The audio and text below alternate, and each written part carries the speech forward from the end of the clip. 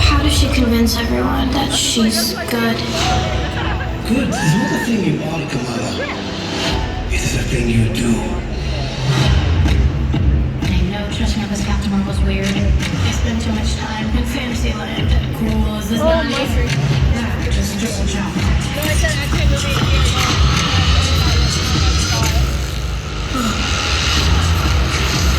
What does it feel like? Like an idea come to life.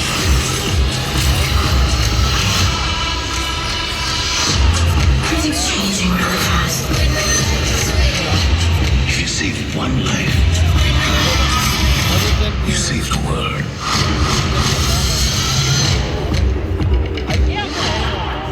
Are you sure that we can keep that on? So no why? It's a lawsuit. Great, that'll make Captain Marvel in court. And we'll be the first case in the American judiciary to hug it out. Robert's doing speed dating right now. Where are they? He didn't know they were doing it. He thought, why not? But are we enjoying ourselves? No. Are we enjoying ourselves? That is my Fan Expo Dallas audience. My name is Devin Pike. Thank you very much for coming out and being a part of live shows again. How many people are actually at a con for the first time since the Great Stop?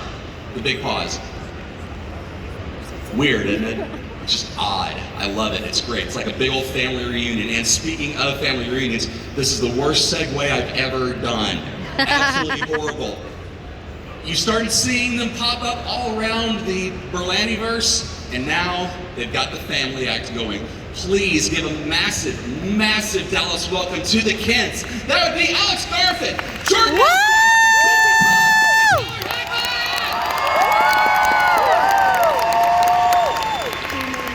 What?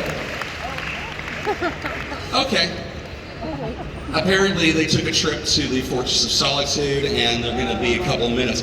While I am getting you guys ready for the show, we do have crowd mics available over on this side and this side. If you have questions, we'd love to hear from you because all four actors have a lot to talk about with this production.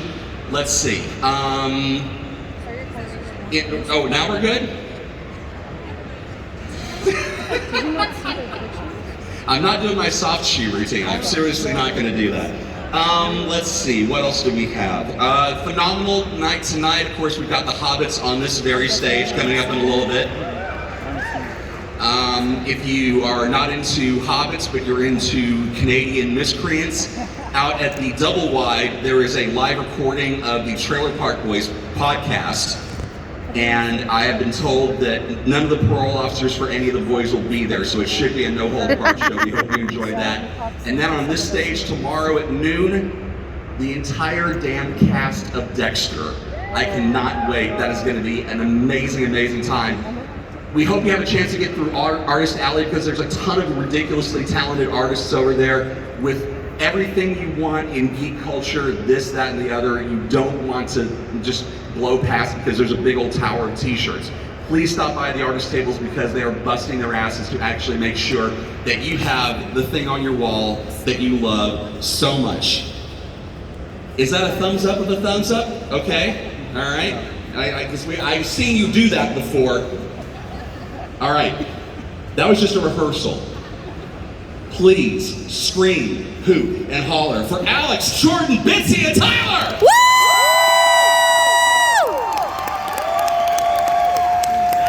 Woo, Alex! For real this time! Woo! Yeah! Yeah, pleasure. That's fine too. Hey. Hello, everybody. Hi. Hello! How's it going? I immediately hit myself in the face with the mic. That's why dental plans are important in the SAG contract. Seriously. First off, Tyler, I remember that it might have been one of the first shows that you worked after you appeared as Superman here. I want to say it was 4 or 5 years ago. And it's great to see you again. Thank you very much for coming back. And for the rest of you, welcome to Dallas. All of you, welcome to Dallas. Thanks for spending your weekend with us. Woo! Yeah. Bitsy, I wanted to start with you because I I was sitting there looking at the program, and I'm sitting there, okay, you know, study. Not Elizabeth Bitsy, but it's not a diminutive. Talk a little bit about the name that you're actually honoring by using Bitsy. Elizabeth was my grandmother's name. She went by Betty. Bitsy was her husband, my grandfather. His name was Walter Scott Tulloch, and he was a bomber pilot in the Air Force. And when he was little, his older sister Catherine just started calling him Itsy Bitsy Baby. And then the nickname stuck for him. And then when I was born, he passed away when I was 11, so I didn't have as much time with him as I would have liked, but we were really attached at the hip. And so people started calling me Bitsy as well. And yeah. Very groovy. The show took a break this week so we could all basically catch our breath. All right, there may be spoilers in here, so who's not up to speed on the show? Me. All right, I'm not going to tell you to plug your ears and do that because we're in the middle of this thing. But we did take a week off after some really, really horrifying bits from the inverse. So, with 2 episodes to go in this season, with everything else on the line, what can viewers expect in as spoiler-free nature as possible? Because you started taking flying lessons, you had to also figure out that your girlfriend can never see you again. Your sister may or may not have finally shrugged off the inverse cult, and you're in a hospital bed. So what can we expect from the last 2 hours of this thing? Because good God, man. I think you can expect to see people taking risks that you've never seen them take before, and I feel like that's saying something when it comes to Superman and the family. So yeah, I think you're going to see people really grasping for straws to see how they can get out of it. Is there has to be some kind of resource for each of you, because the story is so dense, there's so much more. In the Berlantiverse, that says a lot, but there's interwoven characters from a decade of Berlantiverse shows, and as they were rolling you two out into, you know, from Crisis and Infinite Earths all the way to Supergirl, to your own shows, it starts to become more and more intricate. And I'm curious if there's a resource you go to when you're going through your script read at the beginning of the week and you're saying, I'm sorry, I'm lost. What was this again? So is there a resource like that available for you? The internet. Yeah. But who can trust that? It lies all the time. I mean, I guess if I really was perplexed, I would reach out to Todd Helbing, who's our amazing showrunner. And if he doesn't know, we have a couple writers on the staff who know everything there is to know about the comics. And if he's not sure, he's like, oh, this is really more of a question for like Adam. And then I would reach out to him and ask. And in the beginning, I remember I was trying to catch up experience-wise. You know, I was really young when I was signed on to the show. And I wanted to make sure I was doing it right. So I would call up the writers often and make sure that what I was doing was along there. You know, I wasn't along there around, you know, doing the best I can out here, you know, living vicariously. In Dallas, let's hear for Dallas. Woo!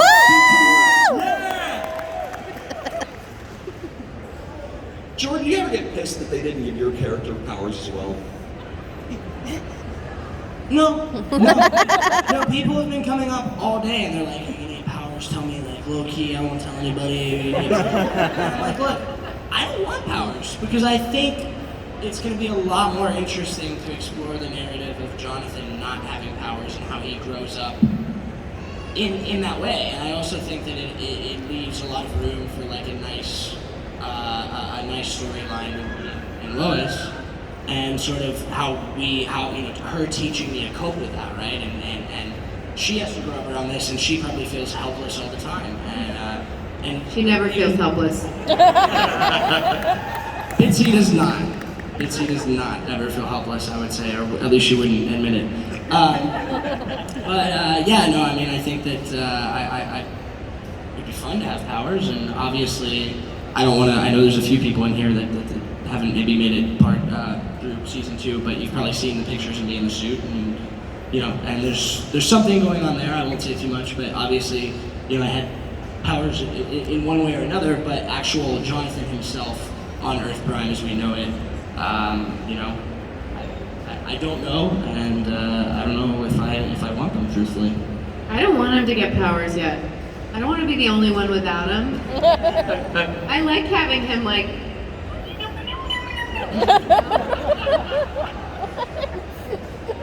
The last episode where you're showing your son how to actually fly in the Fortress of Solitude and in through the Beggar's Canyon Run, which, if there's ever a joke that will never get old, it's, wow, that's a pop culture reference from the 80s. What does that mean? Because good God. But I don't think I've ever seen that much glee on Superman's face than when you were actually watching him fly correctly. Did the directors basically go, just let loose with it, just give it all of it? I specifically remember that because Alex and I were working here the other day. Every once in a while there's something in the script and we'll do it once or twice. And for whatever reason, I'm just kind of, I have to do it once where it's not all the way for some reason to realize that it needs to be. So we did the thing where we land together and I'm like, oh my God, that was amazing, that was so cool. And compared to what ended up on screen, I probably did like 50 to 60% of that. And they cut and they're just making some adjustments. And I went up to Alex and I was like, hey dude, I think we're gonna have to go like all the way with this. He's like, really? I'm like, yeah. I was like, just be ready on this next one. I was like, it's gonna be a lot. He's like, okay.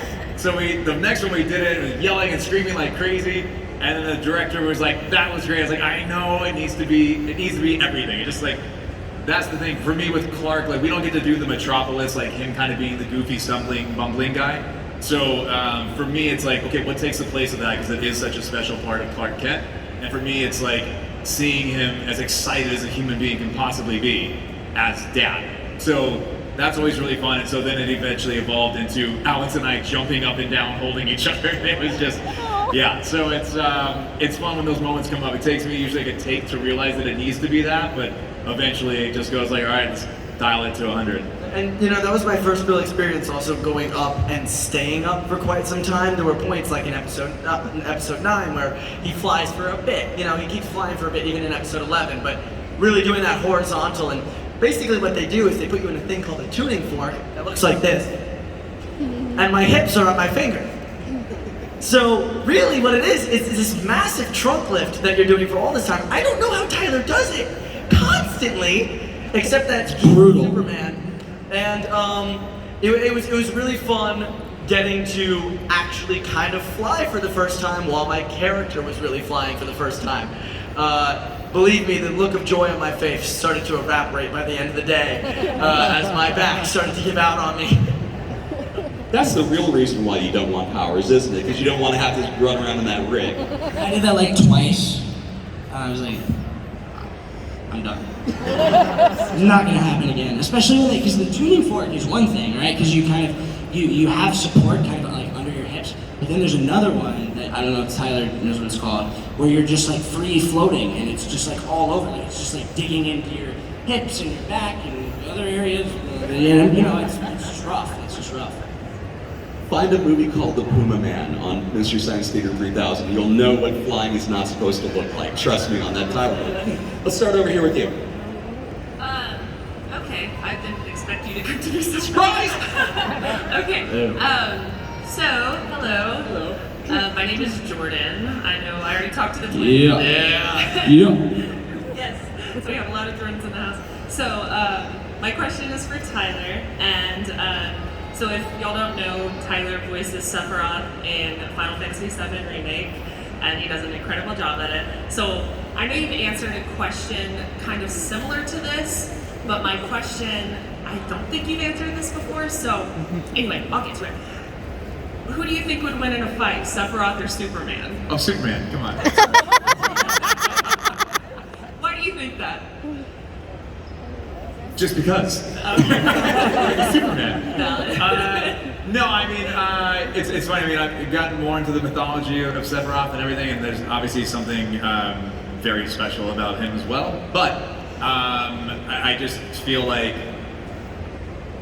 I don't know, I spend more time as Superman, so I feel a stronger loyalty there. Plus, my family's here, and I don't want to get in trouble. Yeah. I got you. Thank you so much. Thank you. Plus, you're contractually obligated to say Superman at this point. All right, right back over here. So my question was actually about the flying rig. This is for Tyler mainly because you do it mostly. How do you emotionally deal with like 8 hours of being lifted up and down? Honest answer, the first time I did it on Supergirl, I remember they kept telling me like, hey, let us know when you need breaks, like it can be a lot. And I remember my answer was, my dad's probably on hour 18 of his 24-hour shift right now, so like, I'm good.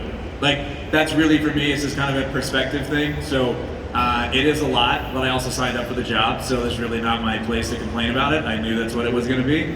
And genuinely, like, everybody has difficult things about what they do in life, generally, or work or whatever, and for me it's, you know, my dad still works 24-hour shifts in the hospital, so I can stand a few more hours in the rig. Is he a doctor? He's an ER doc, yeah. Nice. That's a career you absolutely want to tell them thank you for your service, especially over the last couple of years. Good God. Right over here. Hello. I have a question for my friend over there, Stetson. He would absolutely die if y'all said anything to him. But What's up, Stetson? it's for Tyler. That's it. He wants to know, how did it feel when you found out that you would be working with the Teen Wolf cast again on the movie? Woo! Super excited, man. That cast is such a special cast. I'm really lucky that I can say that again about this cast. People usually only maybe get one of those casts in their lifetime, and I've been lucky enough to have at least two. So that's like another family that I get to go back to. So to know that we are all going to be able to be in the same place at the same time, and one of us wasn't going to have to run off to go do something else was pretty special. So we had a lot of fun making it. I hope whoever is a fan and wants to watch the movie, I hope you guys enjoy it. Woo! It'll be out later this year. So. Yeah. All right, that's awesome. Thank you. Over here. Hello. This is a general question, and I'm not sure if you're going to be able to answer it, but is Superman and Lois actually set on Earth Prime? Because I really don't believe that he is. Mainly because of the color of your eye lasers. Oh, the eye lasers? Yes, because on your show, they're red. Right. When you were on all the other shows, the Arrowverse show, you're blue. Oh, interesting. Yes. Interesting. So I think you're on Earth Prime. Well, that's probably strictly a VFX question for like who's doing it. I was thinking it was a plot point for season 3. I think you're going deeper than the rest of us are going. No, but honestly, I mean, it could be a VFX choice they want to do with the show that tonally is different. The colors on our show are different than a lot of the other shows, so that could be part of it. Yeah, so there's a lot of things about it, but I also know that like Todd Helbing has said, like, you know, these last couple episodes are going to be a lot of answers to a lot of questions and things like that, so I say, good tease. You have 2 episodes to go. Watch the next 2 weeks, and you got a bunch of answers. But for sure you're on Earth Prime? I said you'll get a bunch of answers in 2 weeks. It's not even 2 weeks, like 10 days. All right, thank you. I appreciate it. NDA. Shoot right over here. Hey, I like my job. Don't make me lose it, all right? Hi guys, how you doing? How's it going? I just wanted to say that I really love the show, and in my opinion, it's like a million times better than anything they've been doing on the big screen for the last few years.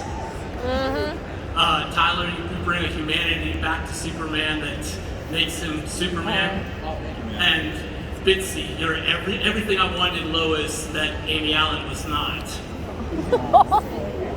Controversial. Shots fired. Just thought to ask if you give any comparisons between your portrayals and the movie portrayals and what fans in general think. Any comparisons? Yeah, you got many from the fans? I've never seen any iteration other than a couple of the Donner films. I love Amy Adams as an actress. I've never seen those films. I think Tyler and I both have very little exposure. Don't watch them. But I think it was because when we got the roles, I think we just trusted that we were cast for a reason, and whatever we were bringing to it is like what they wanted to see in this current iteration. So I think it's very natural and normal to make comparisons, and people have favorites. You have clearly expressed yours. little vague, I'm thinking. Yeah, but yeah, we just hope we're doing. The only thing we can do is like the best I can do in this moment, for this moment. There will be another Lois Lane after me. There will be another Superman after him. It is what it is, and for now, I think we both feel very grateful that we get to, embody such cool characters and such iconic characters. Thanks, you're doing a great job. And let's hear it for Bitsy's performance as Lois Lane. Woo! Doing that. Come on. Gotta tell you, you brought that Margot Kidder sass, and I'm sure that the producers are telling you, don't bring any of the baggage from the previous performance into Superman or Lois. We don't, just so we don't get that kind of specific direction. Oh, great. No, this has been something that, I mean, from my very first conversation with Greg Berlanti back in 2015 or 16, whatever that was, to like all of our early talks with Todd Helving and the show and stuff, everything is very much focused. It's kind of like, for me, it's like a sports thing, like a locker room thing where it's like, we focus on our team, the media talks about all the other teams and everything. It's like, we're just focusing on what our team is doing. Like, it's very much the same. Like, we focus on what we're doing. We don't, everybody's gonna have their favorites, like she said. So people are gonna compare, but like, we don't sit there and do that. Like, our time is spent on what are we doing and how do we do that the best that we can to suit this story. And it's really like that simple. Love that. Totally love that. Over here. Hey, this might be like a bland question, but it's for all of you. What is your biggest inspiration? What gets you up out of bed every morning? And what's that driving force for you? Literally, my daughter gets me up out of bed every morning. So I was dating this guy. Actually, the worst guy I ever dated. I'm not gonna say his name, but he R2D2. He said something to me once that it was so poignant, and I think he was just struggling at that moment, and he said, "I woke up today. Today was not promised me." And I think about that a lot. So I would say it's really just trying to. I try to live my life with an extreme amount of gratitude. Alex? Me? Yeah. What gets you out of bed every morning? My alarm clock. Not always. Sorry, it only happened once, and I'll never let him live it down. I was late once. This is gonna sound so cheesy, but it's all you guys.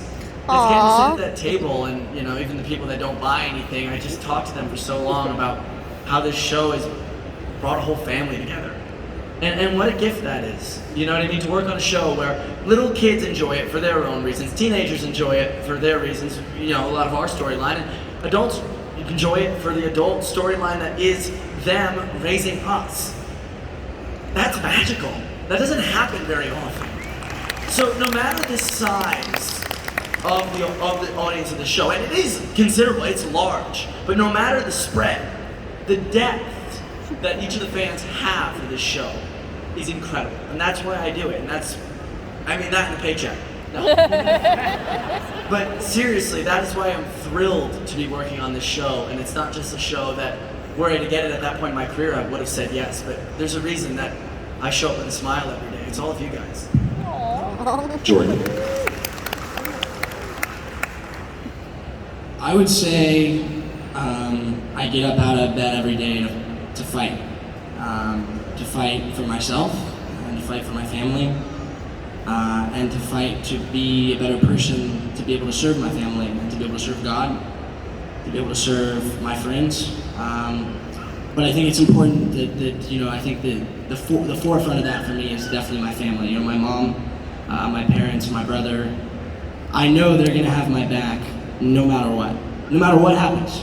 I could be anywhere right now, and I know that they've got me 100% all the way through. And I think that's just important to keep in mind. We're all living in a tough time right now. We're all going through something. And I think, if we wake up in the morning and we just strive to make the right choices as consistently as we can, and we're easy on ourselves and forgiving of ourselves, and things will get better. Things will get better. It's just always good to look ahead and focus on not on the past, but the future, the present, and what you can do to better those things. So.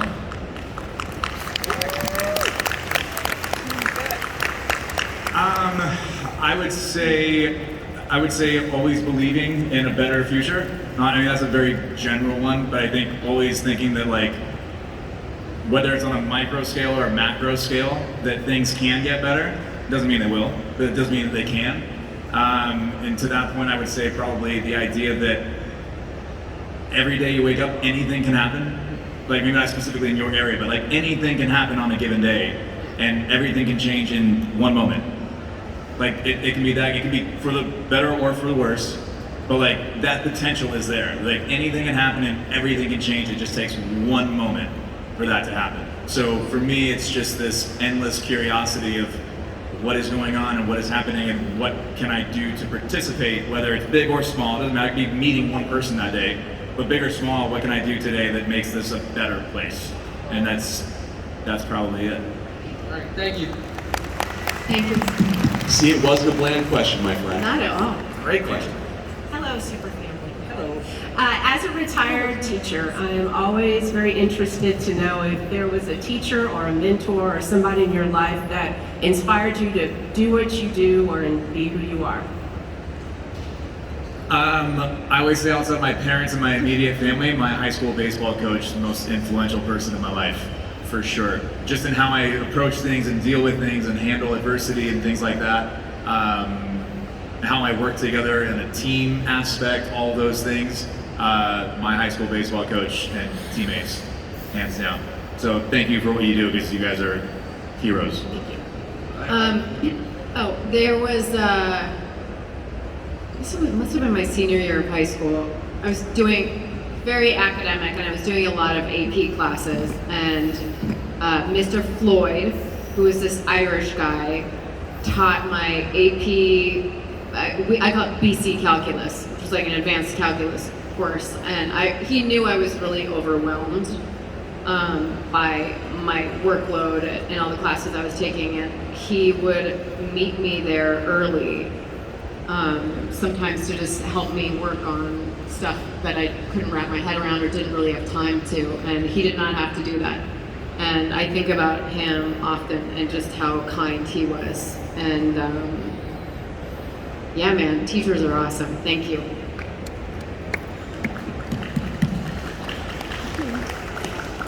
Sorry. What was the question? I'm sorry, I blanked them. I've straight up blanked. Mentors. Mentors. Obviously, just a minute ago, I was thinking about my mom, and 100% the biggest, no question. But also, I would say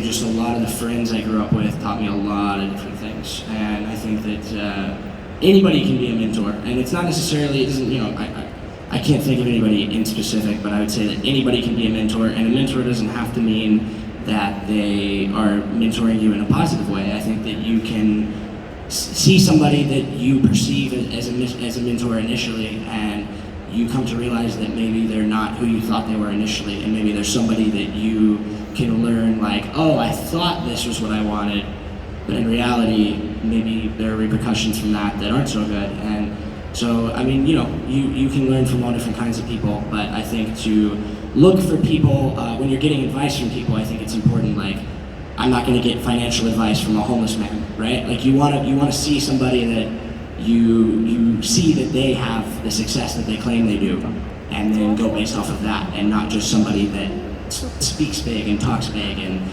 is all bark and no bite, so to speak.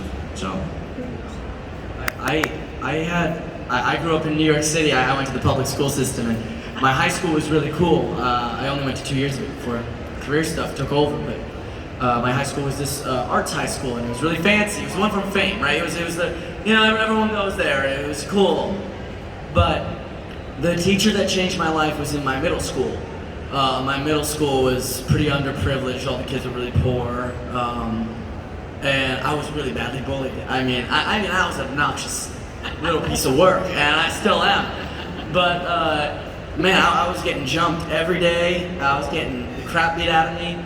You know, it was rough there, but there was this one teacher, Mr. Winterfield, who I really want to see again, actually. He was my science teacher, and I loved science at the time. It was actually what I wanted to be at the time. I wanted to be a physicist. And, you know, there was a point in which, first of all, he used this sarcastic tone with all students. He talked to us all like we were adults, and he made us all feel seen and heard, and everyone kept failing every single one of his tests, but we all loved him anyway. He was that kind of guy. And there was one point, I already kind of knew the curriculum, because I really loved science at that point. It was just earth science, and there was one point in which you know, I was just misbehaving in class, and instead of reprimanding me, he asked me to teach the class. And I made a whole little lesson plan, and I came in one day and I taught this whole class on earthquakes, and I think I learned a valuable lesson from all of that. Actually went on to teach another class later on, but that was a different story. I think I learned something about direction, creativity in the direction that you take. Because it doesn't take very much to be loud, it doesn't take very much to go very far in one direction. But if you find a unique direction to go, you can do something that other people haven't done. Teaching the class, that was his very creative solution to who I was. And it changed who I was. And it made me realize that I care a lot about people, where at that time, I really didn't care about anyone because of how I was being treated. So, I have a lot to thank for him. He made me who I am. And I don't even think he knows it. So that's the power of teachers. You don't even know how many of those kids are sitting right now that you changed their entire life. So thank you. Thank y'all. Hi, this is like the first time that we've ever seen Superman's family. So I'm just wondering, like, what was it like to take that on and like know that you're the first ones to do that? I think that was the exciting part about it. I think for both of us, it was something new. I always like to say that it's fun to be a part of their origin story and to kind of be that mentor to them. So it's a completely different story from his perspective.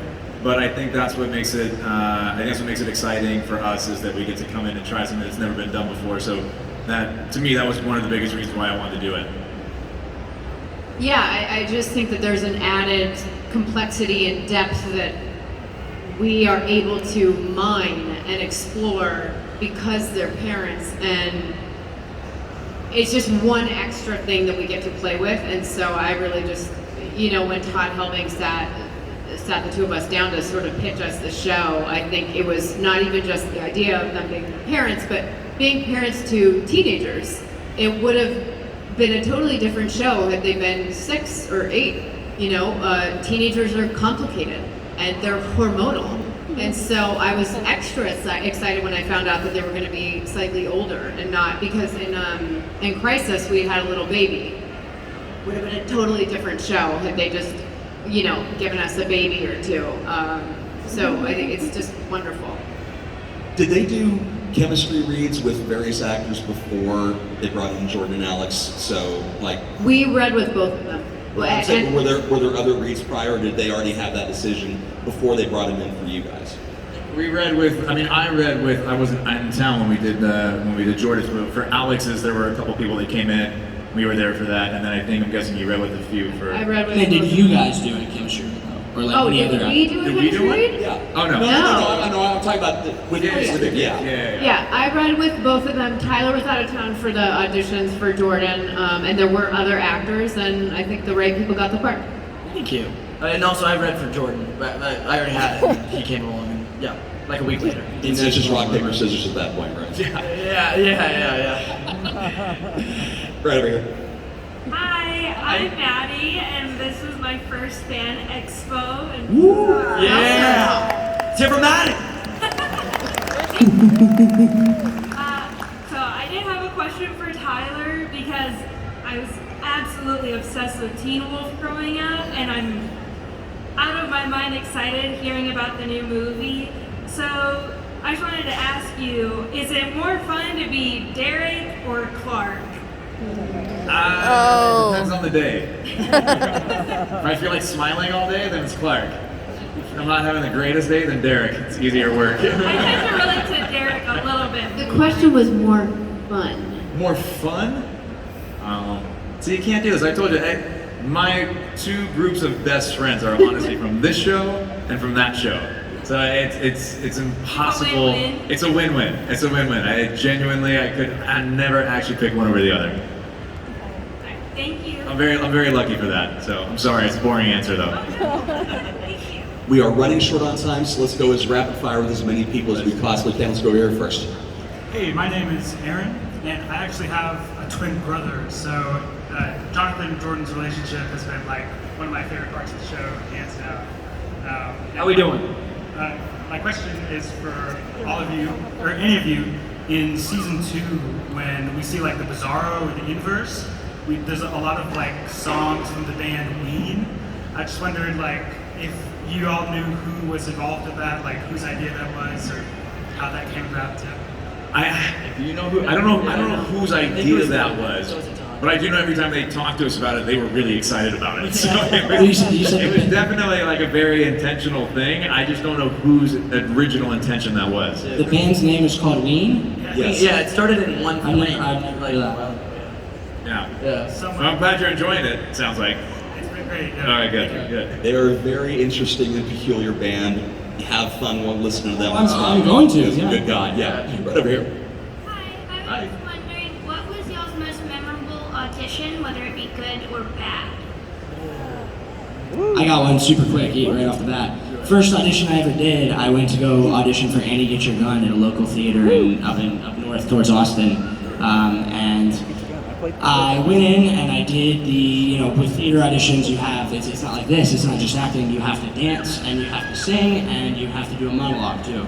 And I did the monologue, or I sang, I danced, and all that, which I was very unfamiliar with, I was already very uncomfortable. And then I went in and I did the monologue, and I think I messed up like one word, and I said, sorry, let me take that back. And they were sitting right about where those guys are in the middle, and they were just like, go ahead, do it again. And I did it, and then I left the theater, and I was just bawling my eyes out, like just bawling, because I thought he was in there like Simon Cowell, like that guy was trash, like I thought he was in there like making fun of me, and so it was a horrible experience, but then I booked it. Can I quickly answer one too? I had one I used to do, when I was a little kid, I used to do acting as well. And I was a little kid, and I was always told, say yes to everything. And it was a Ford commercial about lacrosse, you know something about it. And so, okay, so this is what happened. So they come up to me, little me, I'm sitting in the chair, they're coming up to me, they go, so do you play lacrosse? And I'm like, yeah. I never heard of lacrosse. I wasn't in New York. They don't have lacrosse in New York. And so I go in there, and there's a lacrosse stick.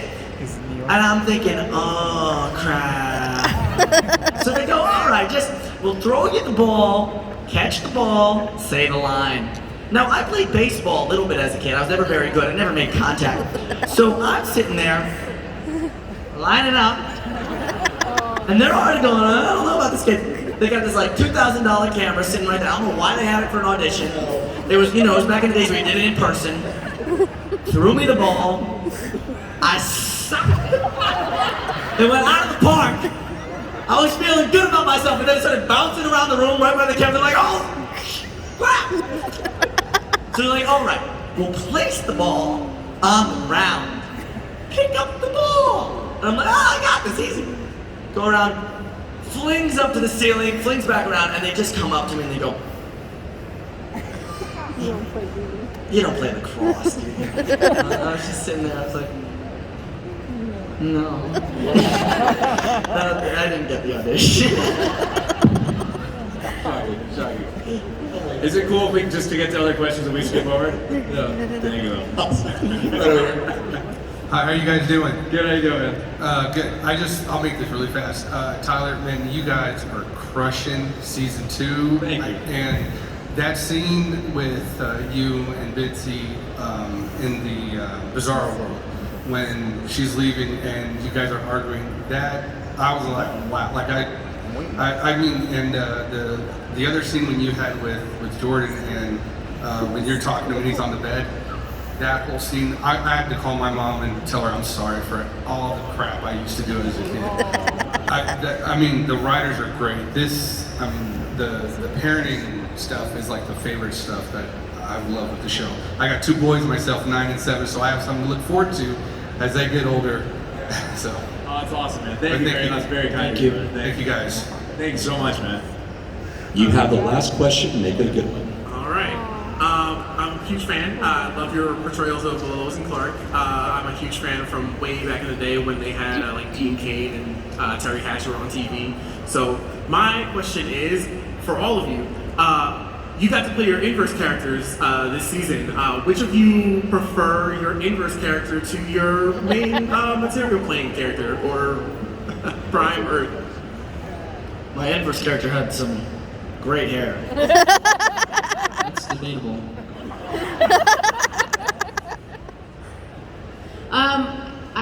I prefer Lois, but I did like the wig. I'm not gonna lie. I like the wig. I like the bangs. I like the wig. I loved it. I thought it was sick.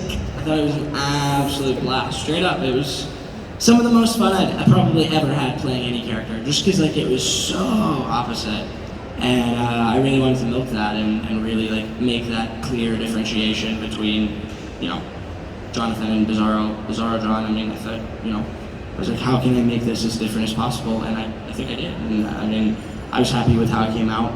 I actually haven't watched any of season 2 except for 210 and 212, I think, because those were ones where I was like that character I really wanted to see. I was like super anxious, like, oh, it's gonna look like, and I was like, oh, but I think it was pretty good. So I had a blast playing that. I thought that was, I would play that the whole show if I could. I would say I had, it was a lot of fun. Bizarro in the early parts of the season, I had some talks with Todd Helding about what it was, and so I had like enough of an understanding of what we were doing there at the time. But by the time we got to the flashback episode on the Inverse Earth, that was, for an episode, that was about the most fun I've had shooting on the show, because with Superman, there are a lot of rules and boundaries and things you have to play within, and I appreciate that about him, and that's what I do like about him. So I will say, the scene with Bitsy in the front yard, and like, those are things I never get to do as Clark or Superman. So it was extremely fun for an episode, but on a day-to-day basis, I still prefer Superman. Yeah. All right, thank you. And I hope you stole one of those other jackets, Jordan. You jackets? Yeah, I stole the red pants. 2 episodes left in season 2. Have you started filming season 3 yet, or is it you're on a little bit of a break? No, we're on hiatus right now. Yeah. I can't wait for these 2 episodes because, seriously, I am glad to see that people are responding to this. It's wonderful to see Superman done in a way that the team is doing it. Your chemistry is fantastic. Thank you for being here, and thank you for being in Dallas this weekend. It's an absolute gas to have you guys. Seriously. Thank you. Yeah! Jordan, Alex, Bitsy, Tyler, thank you once again for coming to Fan Expo Dallas.